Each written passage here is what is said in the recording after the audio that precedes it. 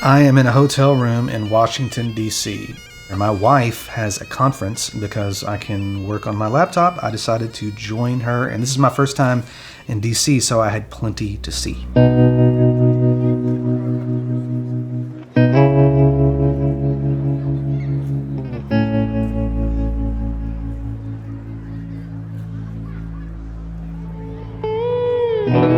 I had every intention of walking around and filming what was happening, and then give part of this little video monologue. The way my brain works, I thought I would show you footage of America and talk about international performance royalties. Go figure.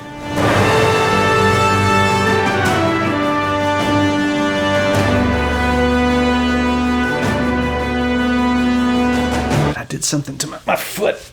I don't know, but it hurts really bad and I can't walk anymore. I've probably walked 6 miles, so I'm done. Perhaps it will magically heal itself, but if it doesn't, I'm going to record what I have to say here and we'll just drop in the footage from time to time.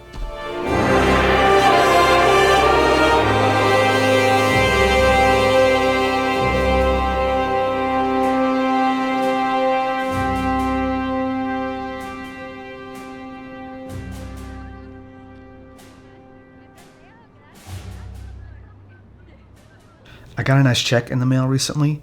Actually, it didn't come in the mail. It was deposited into my account.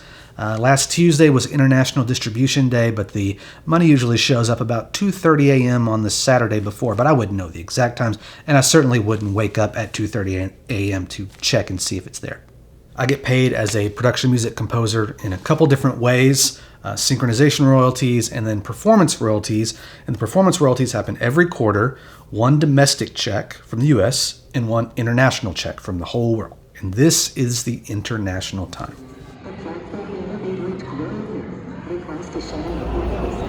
I've noticed that when I talk to new composers who have no idea about this business, most don't understand how we get paid at all, and for sure don't understand the difference between domestic performance royalties and international performance royalties. So I'm going to try to explain that the best that I can. I made a video a while back that I'll link to that goes in depth on how I get paid in all the different ways. But today is just about international. This is also based on my experience with exclusive libraries, meaning when I write the piece of music, I give it to that library and they own that music and they pay me when they get paid for the use of that music. But they are the publishers of that music. In my case, those publishers are in the United States, and they have developed relationships with clients that are mostly in the United States. Obviously, clients from other parts of the world can go to the website and they can access the music, but libraries have found that it makes more sense to develop relationships with other libraries in all the different territories of the world, and that is called sub-publishing.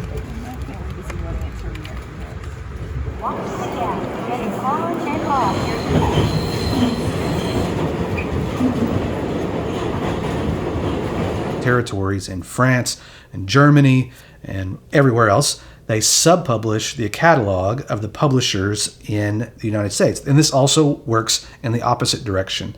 Catalogs that are big in Germany will find sub-publishers in the United States and the other territories. The business is all about relationships, so it's much easier to develop a relationship with the production community, the directors, the filmmakers in your area. Now, obviously, this is changing because the world is getting smaller and we can connect with each other instantly, but it still works best, especially when different languages are involved. Most of the time, you can go on to a library's website and see who their sub-publishers are, and they put that there on purpose so that if somebody from another country finds the music that they like on a specific site in America, they can go and look through the sub-publishing list, find their territory, and then talk to that library about licensing the music. It's not a foolproof way to find out if a library is any good, but if you go and scan their list of sub-publishers, well, that'll give you an idea whether or not they have a good connections across the planet. And if they have good recognizable libraries representing their music, well, that means that library went into an agreement with the library that you're looking at, so that's probably a good sign. Again, not foolproof, but it helps.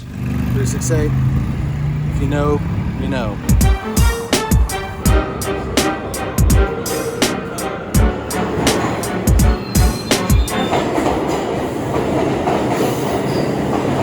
don't hold me to these numbers, something like 50% of the production music business happens from the United States. And a majority of the television shows that are broadcast throughout the world are made in the United States. And here's an interesting story. There's a thing called direct performance in the US, and it's basically a way where some of these large broadcasters can bypass the PRO system and they pay what's called a direct performance. And I can't even begin to explain how that works. So I've had my music on a show that played a lot in the US, and it made a decent amount in the direct performance.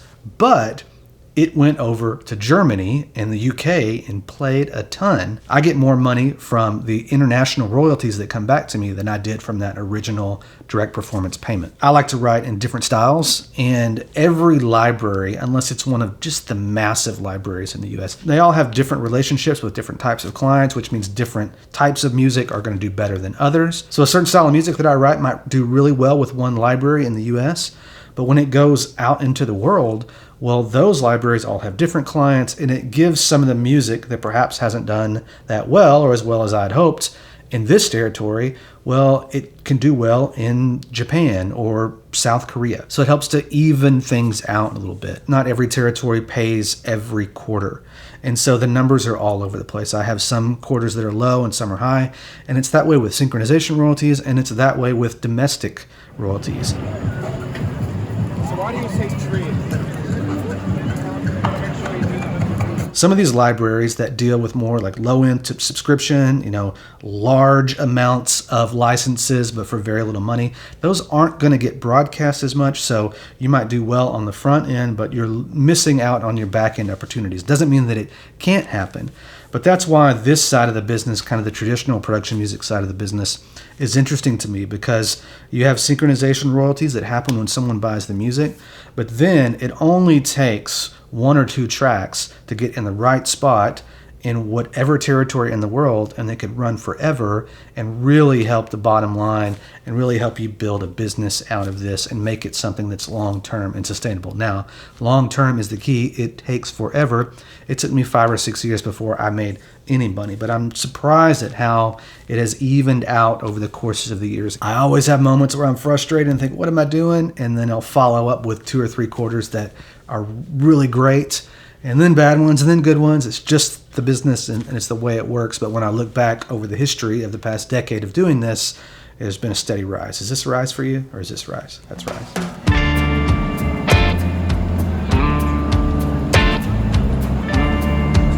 Back home in Dallas, it's been a few weeks. I could go to New York every month and be totally fine. I'm sure I would get sick of it at some point, but I'm not there yet. I also forgot to mention in my sad foot monologue that not all of the money that I get from international royalties is made up of nickel and dimes. Sometimes I'll open up a statement and there'll be a very large line item. And I don't talk about money specifically a ton on this channel, but in my previous international distribution, I got a $6,000 line item from Germany. And I don't know what it was from, and I'm not going to spend a lot of time researching it. For all I know, it might have been a mistake. Spending a ton of time trying to figure out how different PROs all over the world pay, well, that is a fool's errand. I'm sure mistakes are made that hurt me, and I'm sure mistakes are made that help me, but it's just too much to think about. Not exactly true. It was 2 line items. One was from Germany, and the other was from the Netherlands. Let me also be clear. It may not be a nickel and dime business, but most of the line items are closer to the nickel and dime range than the $6,000 range. All right, now back to me. If you want to learn more about how production music composers get paid, go watch this video, and we'll talk soon.